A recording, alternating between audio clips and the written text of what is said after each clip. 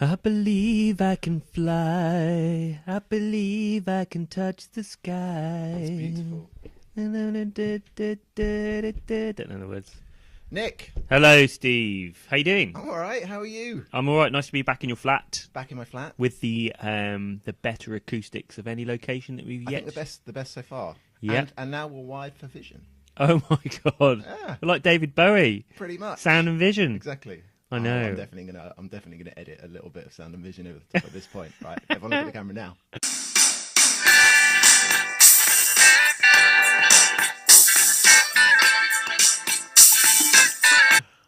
Okay, good. Great. Yeah.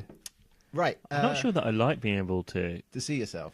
I don't like that generally, although I get kind of transfixed by myself when I'm on video. Oh my god, everyone does that, right? Everyone just looks at themselves in the little tiny 1-inch version of yourself at the bottom of Skype. If I'm Skyping someone, I stare intently at my face for a long period of time. It's not very helpful. I don't like it.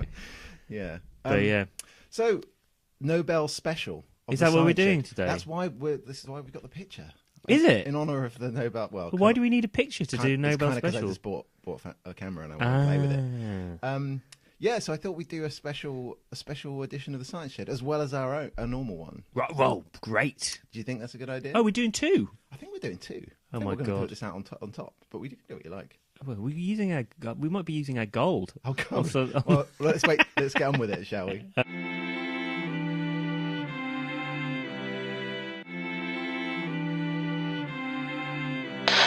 Science Shed! We're in the Science Shed! Science Shed! We're in the Science Shed! Come on, Steve! Bunsen, Burner! Dolly, Machine! internal. Combustion! Why do we need Steam! Petri, Dishes! Oscar, Base! Isaac, Newton! transplanting? So the Nobel Prize, Nick. Tell me about the Nobel Prizes, Stephen. So Nobels in general, it's a pretty exciting time in the scientific world, isn't it? When it comes to early October, you have the announcements of the Nobel Prize. Kind of. Kind of. I wouldn't say I get blown away by it.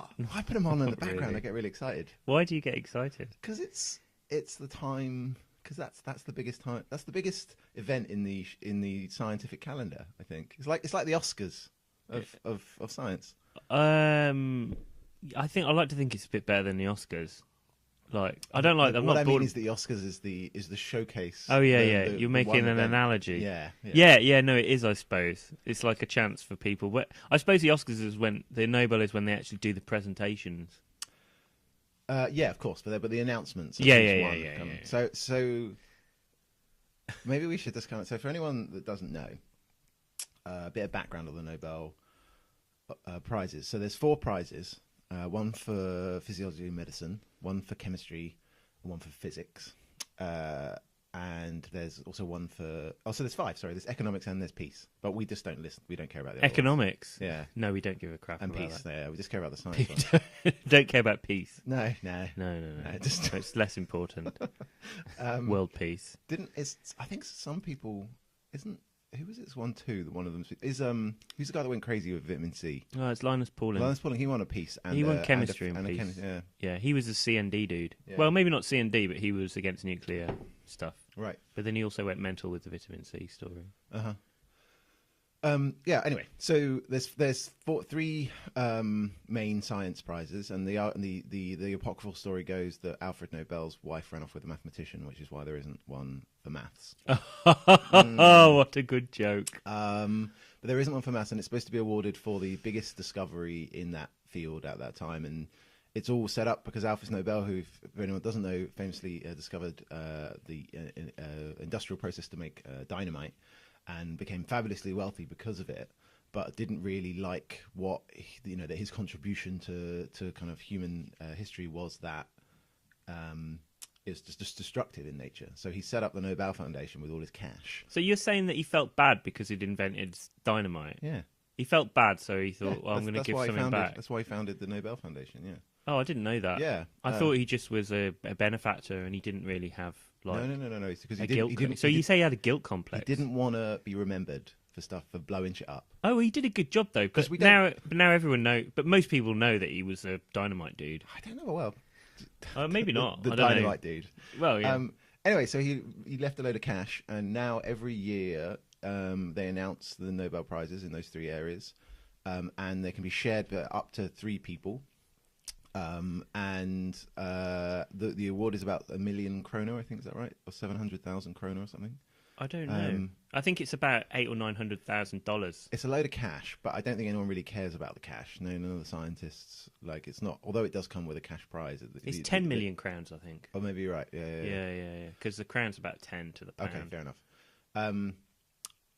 Yeah, so people don't really care about that, but but obviously the prestige associated with it is just the biggest, right? There's a Copley Medal and stuff in the UK, but nothing compares to the Nobel Prize. Not really. Global I mean, stuff. Maths is like you were saying about maths. That's got the Fields Medal, hasn't it? Which is like the equivalent. Yeah, and that's only awarded every 4 years or something. Is it? I didn't know that. Or 2 years or something. Yeah, it's very. I wonder how much money they get for that.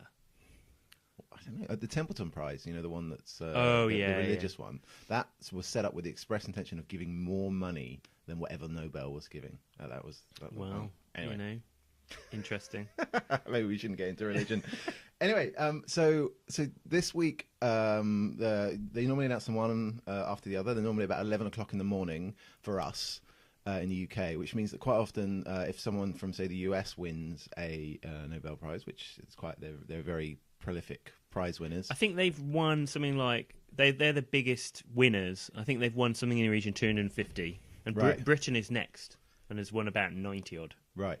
But they're always in the middle of the night for them, so they always get a phone call a few hours before. And actually, it's supposed to be that true. And actually, I've been lucky enough to work with a Nobel Prize winner, and he actually said they do that. They ring you up like about an hour before they make the announcement. So it's not like anyone really knows they're going to win it until right before. And nearly always, it's in the middle of the night for them. What if you're not in? What happens if you're not in or you don't answer your phone? Or let's say you're on a walking holiday in Patagonia with no mobile reception. I think the type of person that wins a Nobel Prize is not in a walking holiday in Patagonia. Do they know that it's going to happen before? Like, do they have an inkling they're going to get the phone call? I don't know. I'm sure somebody knows that they're probably in the running when you get to that level. So every year, you get people because you get bookies odds. So I remember this. Yeah. Because it was it was like a joke in The Simpsons that Lisa and what's he called, the geek Milhouse had a gambling syndicate on who's going to win. But so I looked, and there's always like a long list of people, but they could be on that for years. They're 20 years. So you telling me every night before the Nobel Awards, they're like, well, I've seen my name on the bookies thing. Yeah. I have to stay in again. Yeah. Every night for 20 years on the Nobel announcement. Well, yeah, maybe they probably. Well, they don't have to, but I reckon they get tapped up. You reckon? I reckon they know. Yeah. Right. Maybe. Well, maybe. I don't know. You know a Nobel Prize dude. You should ask him. We should ask him. Yeah, he was actually in the shower, I think, when they tried to ring him, and his wife answered the phone. Oh right, yeah. She wasn't in the shower. No. But yeah, so they do it I do it at that time. Do you reckon it's a turn on getting a Nobel Prize? Do you reckon there's anyone who's got some action from winning the Nobel Prize? Oh yeah. Do you think so? Yeah. But they're all like old boys, aren't they? The youngest ever was mainly Bragg. Lawrence Bragg. He won it at 27. Won the physics Nobel Prize at 27. That's pretty impressive, huh? Oh right, okay. Was he a Don Juan character? I don't know much about Lawrence Bragg. Bragg diffraction. I don't know. Him and his dad won it. I know his dad was. Yeah, he and his dad were father and son kind of team working on the same thing. Yeah. But so people kind of talk about it. I think before the event, people kind of like think about like, well, who's going to win, who's going to not, and there's a few people that are in the kind of running. There's some people that historically didn't win, and that's a bit of a shame. And for some reason they kind of miss their time and kind of. The zeitgeist moves on and they don't quite. So famously, Carl Djerassi didn't win the Nobel Prize for inventing the contraceptive pill, which I think, as far as kind of big discoveries go, it's a pretty big one, right? And that was famously missed. He sadly passed away a few years ago. But you can't win it posthumously. Exactly. Yeah. You can't win it when you're dead. I mean, that's part of the reason why the award of the Nobel Prize for the discovery of DNA was quite convenient. That Rosalind Franklin popped her clogs. Exactly. Yeah. Because there were 4 of them, really. Yeah.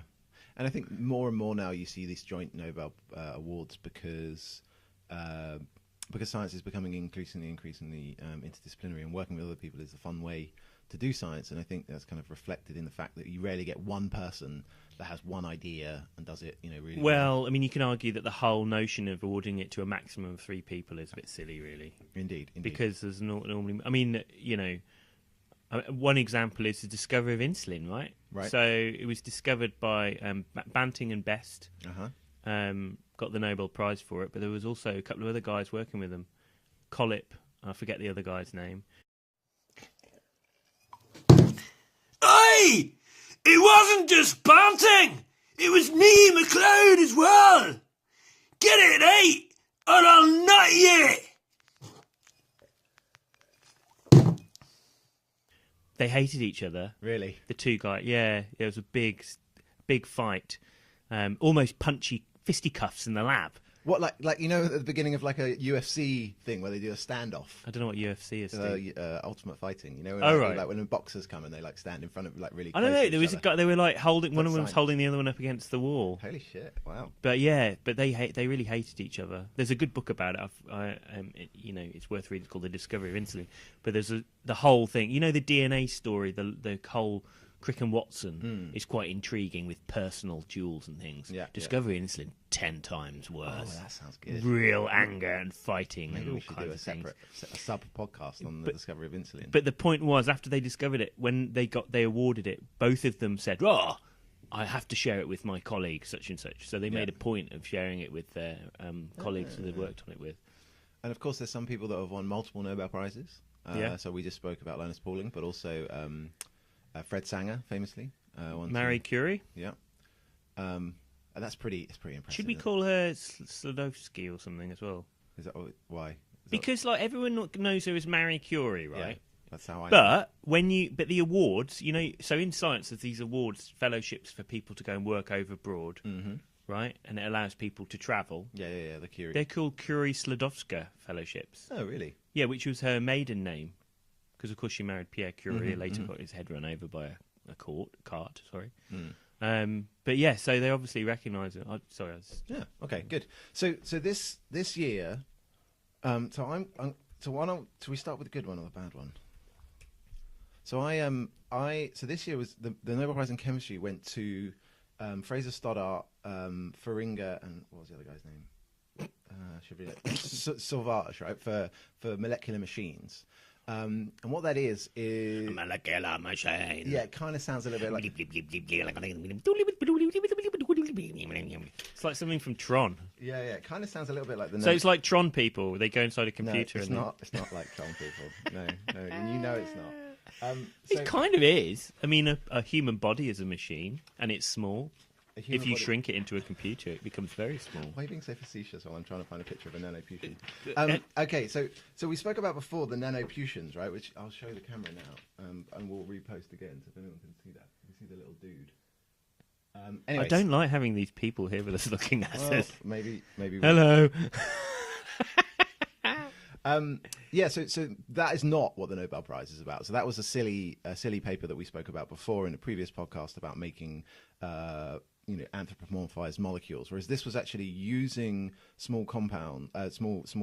They're all kind of organic chemists, so they're interested in the chemistry of carbon, and making these large-scale rings and molecular shuttles. So what you do is you take a big long rod in a molecule made out of carbon and oxygen and nitrogen, and then you can put round it a ring of a macrocycle, so a large. A macrocycle in organic chemistry is. So obviously there's lots of rings in chemistry like benzene and all that stuff you're familiar with, and if you can join those together in a much larger ring, that's called a macrocycle, and then so you can put that on a post, and that thing can shuttle backwards and forwards because it can have recognition sites along the length of the rod. Right. So that's called a catenane, and that was interesting. It's like kind of going like that. Exactly. Down the length of the rod. Exactly. Can everyone see that? That's an illustration of what it looks like. Is that right? That is exactly right. Yeah. So he made that, but did that with very small, with organic chemistry with very small compounds. Oh. And then Sauvage as well. They worked on. So rather than being on, can I just ask why should I give a crap? One, it's really cool that they do it. So synthetically, it was a challenge to say, can we? Before they did this, a lot of this work was done in the kind of early 90s, and slightly before. And the early noughties was really where they started to actually be used for functional materials. So up until then, it was just organic chemists having some fun, trying to understand how to make these big machines. And they made a version. So rather than having a kind of, a rod and a pole, they had one where you had two rings that you could form together, and they could rotate about each other. That's called catenane. so there's rotaxanes and catenanes are these ideas. And what they found is that if they coordinate those with copper ions and other metallic ions, that they can hold preferential structures, and then you can change pH or something, and then they can rotate to a different structure. And so what they're doing is they're seeing large scale conformational change on these kind of small molecules. So it was initially very academic and still quite is, and then they realized that they could start coating these molecules on surfaces. And so actually now, so people like what's his name, David Lee at Manchester, he's kind of using these kind of compounds, but like attaching them to glass surfaces. And what you can do is by shuttling these things backwards and forwards, these molecules on the rod with light or with pH, you can actually modify the properties of substrates of surfaces. So you can do things like you can make something go from something being hydrophilic to something being hydrophobic. So you can, by shining light on something like water, then will then just go off that material, and you can. I think they've also moved stuff uphill because they can actually kind of... I'm kind of... Steve, I'm listening to all this. I'm not really very impressed. No? Not really, because, like, I mean, first of all, you've got a rod with a thing moving up and down it. Yeah. I'm kind of like... So what? Yeah, what? I don't care. You've got two rings rotating around each other. I'm like, yeah, so what? Yeah. You've got substrates which can change basically their wettability if you shine a light on it. Again, I'm like, yeah, so what? Because there's loads of materials that you can make to do that sort of thing. But all those materials don't So, I mean, I just want to know: are you going to be able to have like an army of little people who can like fix something? Do you know what they did do though? Like, we'll do it. I came across this paper. They made so Buckminster Fullerene. I just want to ask because my headphones broke recently. Yeah, and I can't get to fix the little wire. So you want a little dude to go in and fix it for you? Servants. Little nano servants. Servants to fix stuff. So there is an example of we're nowhere near that. We're nowhere near that yet. Right. And the argument for here is nearly all of the functional materials you're talking about involve material scientists taking a large chunk of something and trying to make it smaller. Right. So it's kind of top down kind of synthesis of these things. Or you might be depositing substrates in layers and things like that. This is actually molecular machines from individual molecules. So you're not just working on so you're not just working on kind of the bulk properties of the material or the bulk properties of the interfaces of materials. You're actually using the kind of core chemistry that underlies all of that to actually build the machines. I mean, you do that anyway, but there's plenty of molecules you can make. You can make molecules which have peptide sequences in them through biological techniques. And you can make molecules which have different groups and things like that, which will aggregate, will move around depending on what the pH is or what the temperature is and things like that. And that is a bottom-up technique. So nature's got a bit of a head start on us, right? Nature's got 4 billion years. We're always better than you, man. Biology always is miles better than chemists. Go, I can make the thing with the thing that goes down, up and down. Like that. Yeah. But think about a molecular machine. Think about an engine. Who makes the insulin you take? From the discovery. Bacteria. Oh, it's chemists, isn't it? No, it's bacteria. They make insulin from bacteria. Of course they do. It's not a ground-up synthesis. No, it's not. They make it in bugs. Ah, interesting. It's a protein of about 49 amino acids, right? Which is made in a bacterium, sometimes in mammalian cells. Right. Sometimes people use it from cows, to be honest. So they beat you there, chemists. But you think the day we can't do that synthetically, we wouldn't do it if it was like that's how the entire pharmaceutical industry. Well, why would you wouldn't make potatoes chemically? You wouldn't yet. Not yet. Anyway, so to push back on that, so David Lee has done this synthetic ribosome. So he's made a version of these. Well, there you go.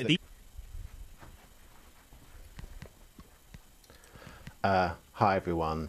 Got a bit of a confession to make. I messed up. I'm kind of new to this whole video editing thing. I was in the middle of making a really good point about how David Lee's lab is building kind of synthetic versions of biological machines, which is really interesting. And what they're doing is they don't quite work as well. But it's a start. But through the magic of editing, I can bring us back in line by the repeat of that word. It's a start. But it's a start, right? No, that's good. And I think I like the idea of generally bio-inspired approaches to things. I mean, if you're talking about molecular machines, and I teach my undergraduate students about this, there's one called ATP synthase. Do you know about ATP synthase? Yeah, it's incredible. So you can Google it. Maybe we'll put a little video on the Twitter feed later on. But, I mean, basically, you think about how energy is harvested by people. Yeah. You think about water wheels. Yeah. Windmills, hydroelectric dams. Yeah. You've got a moving flow of something, and then something turns around and it drives some machinery which does work, like grinds flour or makes electricity through induction. Yeah. So Yeah, these ones are these are minuscule, probably like angstroms in size or nanometers, several nanometers, and they work in the same way. In your cells, you've got these things called mitochondria, and you have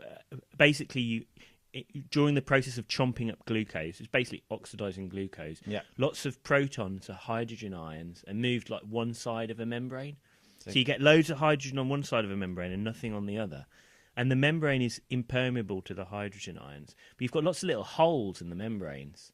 You like little holes at the bottom of a hydroelectric dam. Yeah. And the hydrogen ions will flow down that. Okay. Normally you wouldn't get anything from it. Yep. But what happens is cells, all mammalian cells, have got this little rotor basically. It's like a protein. And it captures the hydrogen. The force of the hydrogen ions moving. Force, right? That's exactly.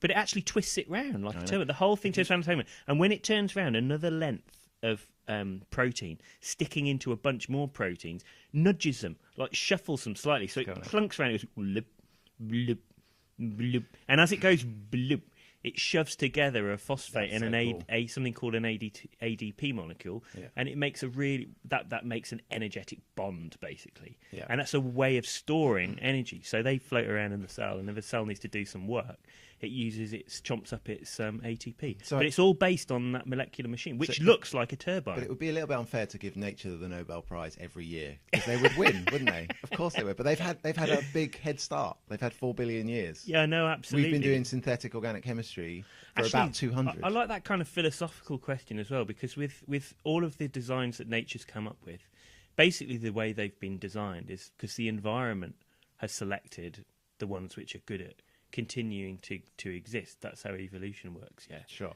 So could you do that with chemistry? Could you have an evolutionary process in synthesis? Yeah, people have been trying to do this for about 25 years and don't work.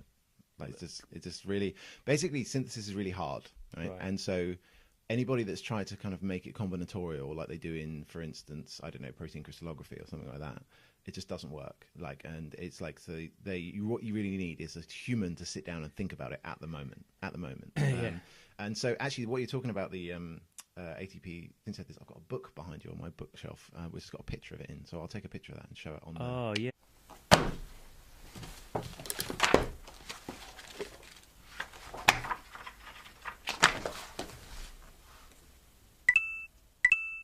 Yeah, that'd be cool. Really cool. Man. So the other thing I wanted to say, so they have made slightly things that we would consider more machine-like with these kind of technologies. Like a digger. A digger? They made a car. Did they really? So these guys didn't, but it's a separate paper. Maybe we'll do a whole... Well, that's normally what happens. So in the Nobel Prizes, someone comes up, discovers something, and they learn how to make a leap forward, basically. And then generally what happens is, because it's exciting and because it's useful, lots of other people work on it. And generally the sign of someone who's won a Nobel Prize is they're working on something which probably is quite niche or no one knows about. And then subsequently it generates a whole new research field. Exactly. So that's a general technique, isn't it? So a lot of the things that you hear about, the guy who wins or the woman who wins the Nobel Prize, they haven't done a lot of the stuff which has been developed since, but they originated the idea. Yeah, they were the people that were kind of working in an area that no one really thought was very interesting, but actually it turned out to be incredibly useful. And so there was this separate paper I was saying where they've made, they used C60, which is this molecule we spoke about before. Buckyballs. That's the shape of a football. Yeah. And they used that as a kind of wheel, and then they made like a little chassis. I just wonder how would they have, with a spherical object, how would they have made an axle for it? Yeah, well, if you're an organic chemist, you can do exactly that. So a triple bond, an alkyne, is non-rotatable around a triple bond. Right. And it's linear, right? So it's called sp hybridized. But a single bond... I don't need to know the details, by the way. Okay, well... A single bond is, you can rotate about a single bond and is also linear. Okay. Right? So what you do is you attach your wheel, which is this sphere, this football-shaped molecule, the ball, via a single carbon-carbon bond. Then you have the axle, which is alkyne, a triple bond. And then you have like more of the chassis. You do the same on the other side. Oh, right. So it's independent suspension, kind of. That's how each one of the axles works. So I'm imagining the car. It looks like one of these kind of like Let me see if I can things. You know, those sort of things in Aliens or something. Some ridiculous sort of off-road vehicle. Yeah. With spherical wheels. No. You know, cruising across the landscape. Hold on, let me find it. Well, we can look it up later. Yeah. Well, anyway, so I'm trying to find a picture. There you go. So I'm going to show Nick a picture of a molecular. There you go. That's what it looks like. Oh yeah, no, it does. Yeah, Doesn't it yeah, look like yeah. a little car? It's like a couple of dumbbells. You know what? I wouldn't buy one of those. No, I don't think it's not as good as the Tesla. No. Yeah. So these kind of things, which are kind of more akin to what we consider a machine to be, but on the kind of atomic level, were all kind of paved the way with this year's Nobel Prize. So they've also got really pretty figures.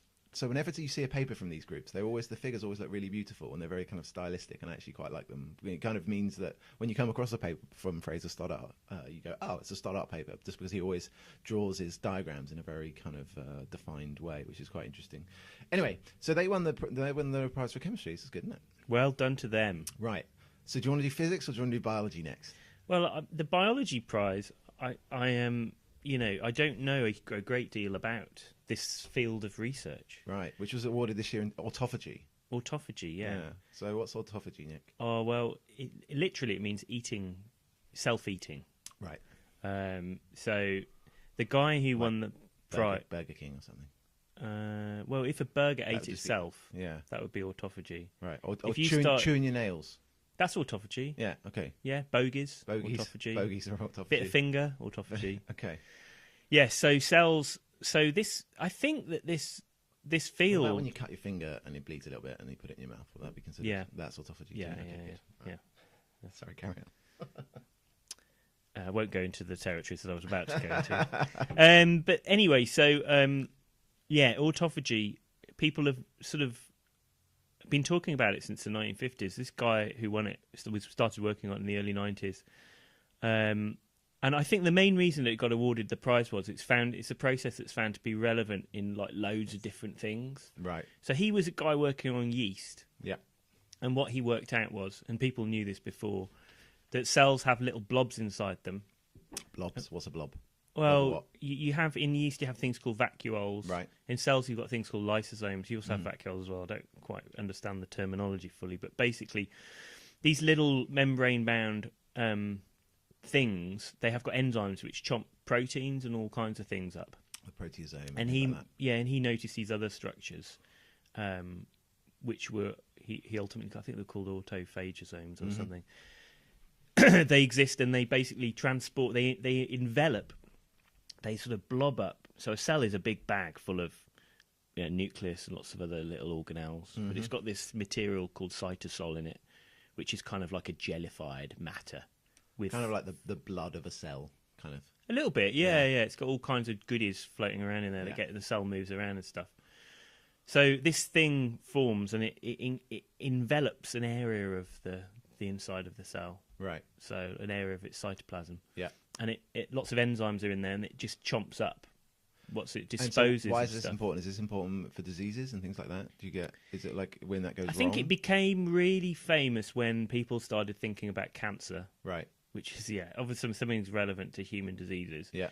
This is a way for cells to, like, kill themselves sometimes. Right. So often it's a way for cells to recycle stuff. If a cell gets hungry, it can sort of eat it. So you can eat your arm, keep you going for a bit. So that's basically what cells... But I think that also because it's a form of... So cells can die, and there's lots of different ways... So I'm going to ask you the same question you asked me. So what?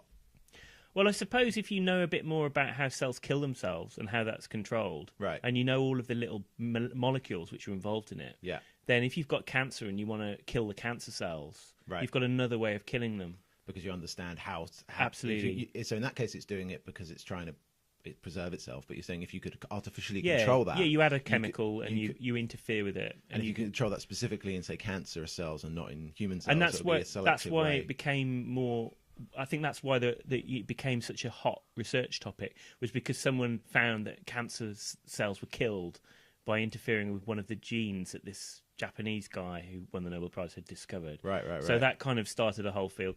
But that's one part of it. It's also this is another feature of Nobel Prizes. They're not they have lots of it seems to be an academic finding, but then it crosses over into loads of different fields. Neurodegeneration, right? So you know about this because you work a bit on it. We do, yeah, a little bit. So, like, you have proteins that are made in nerve cells, which ultimately kill the nerve cells. That's right. And usually your cell has a way of kind of processing them, getting rid of them and recycling them.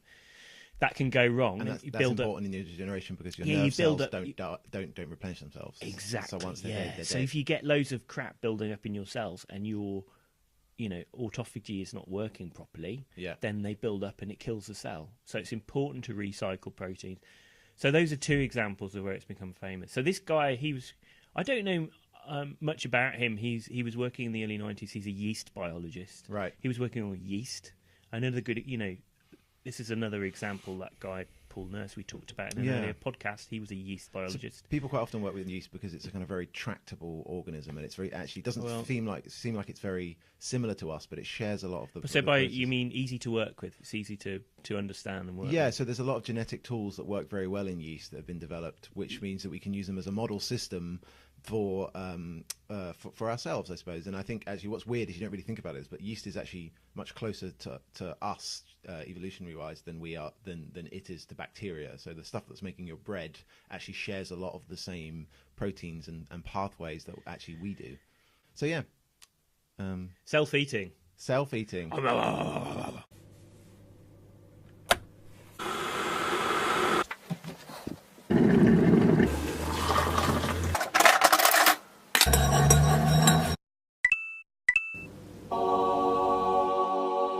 So, sorry, we had a bit of technical difficulty there. We're back, everyone. Hopefully,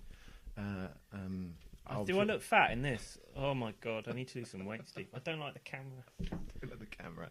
The camera adds £50. When I wear some kind of jerkin or I don't know, one of those fat suits things you just drape over your head, like a muumuu or something. There we go. If I lean like this and put my arm in front of my tits. So, Nobel Physics Nobel Prize. Okay, right. I don't know anything about this. Oh, do you know why? Because journalists exotic matter are idiots, right? So, in the kind of the theme of the podcast, us normally having What's Annoying Nick, what's annoying Steve was the scientific communication of this year's Physics Nobel Prize, which, to be fair, I don't understand, right? But this is from the BBC website, right? I'm going to read you some things from the BBC website. I want you to tell me if you understand at all the physics was what the Nobel Prize was about.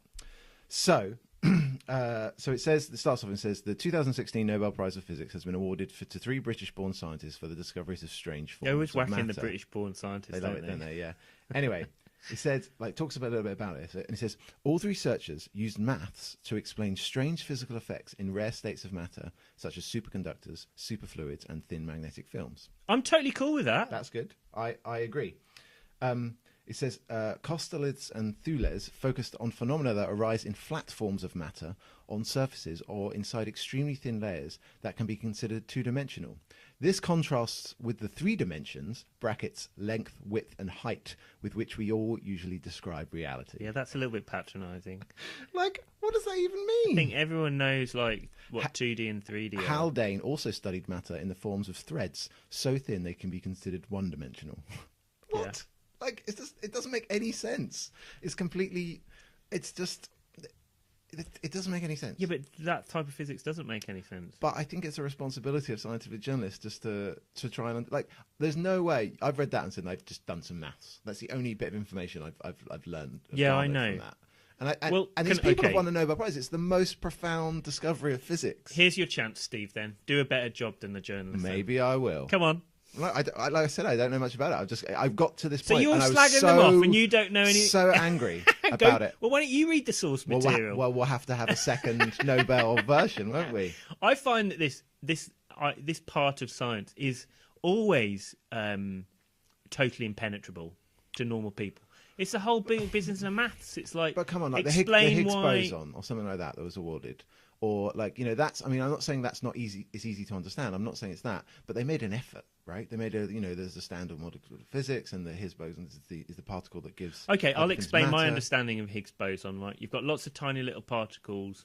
One of them, it transfers. It sort of gives off mass or something. That's my knowledge. Okay, so I don't understand it. But the point is that you know that it's a particle that gives mass to everything, right? And so we have this. I understand nothing about that. I don't know what that means. But that's more than just saying I understand that 3 dimensions is length, width, and height.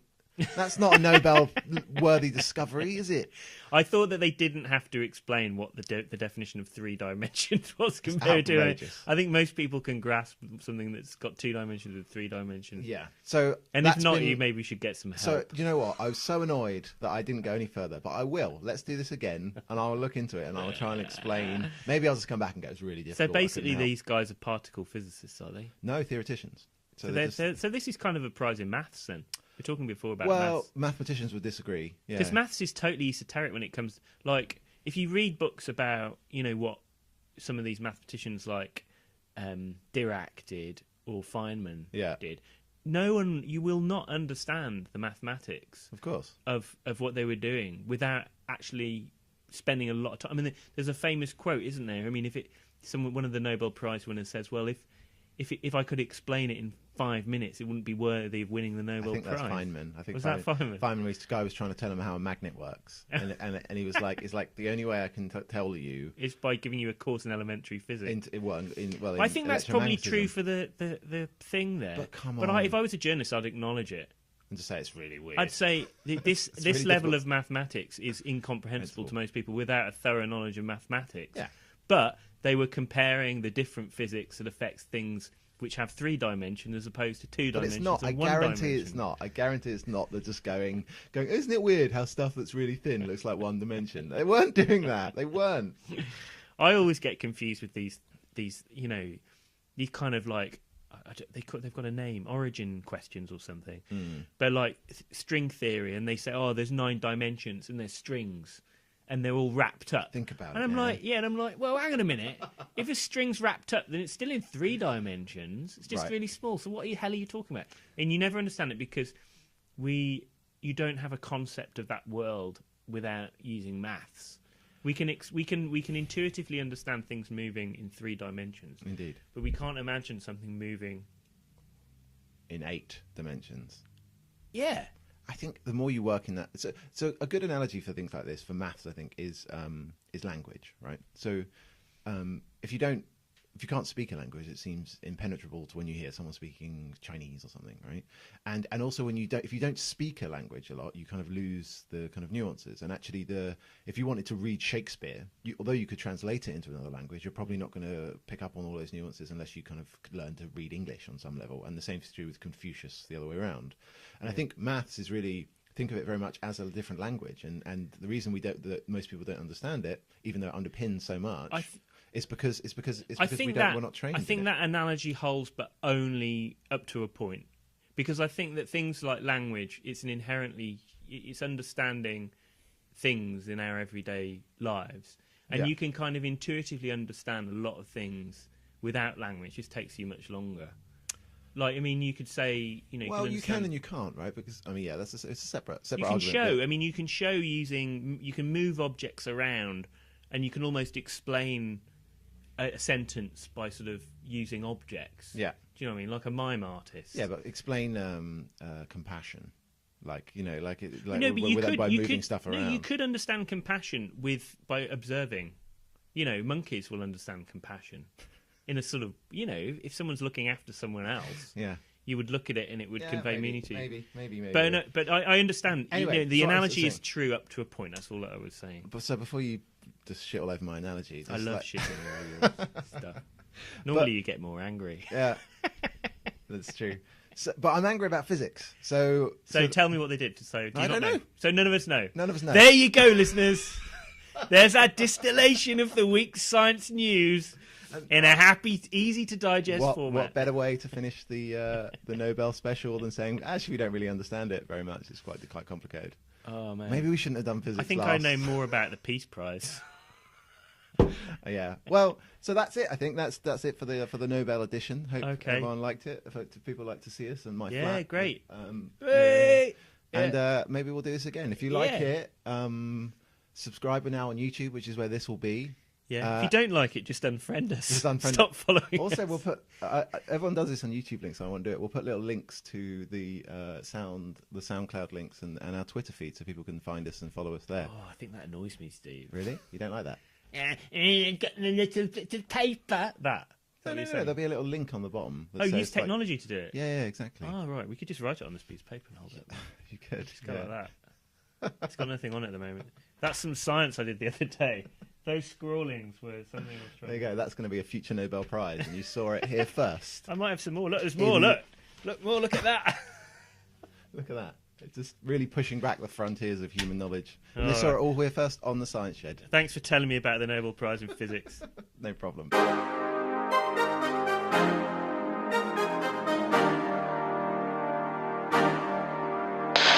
Science Shed! We're in the Science Shed! Science Shed! We're in the Science Shed! Come on, Steve! Bunsen! Burner! Dolly! Machine! Internal! Combustion! Why do we need? Steam! Petri! Dishes! Oscar! Space! Isaac! Newton! Transplanting! Bunsen!